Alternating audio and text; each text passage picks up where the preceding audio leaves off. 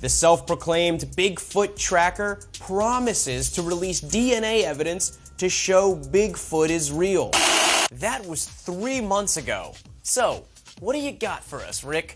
Hey guys, I'm Andrew Dymburt for Buzz60. Lie, lie, and lie some more. Seems to be the mantra of Rick Dyer, a supposed Bigfoot tracker. In a Facebook post, Dyer admits the Bigfoot he claimed to have spotted and killed I saw Bigfoot, and then that's when I took the fatal shot. is fake.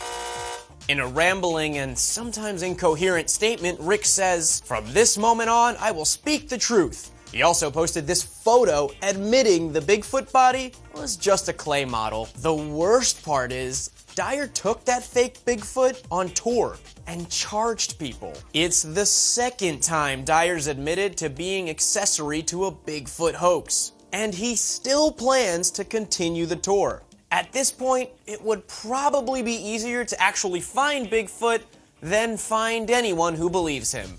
Buzz60, now you know, pass it on.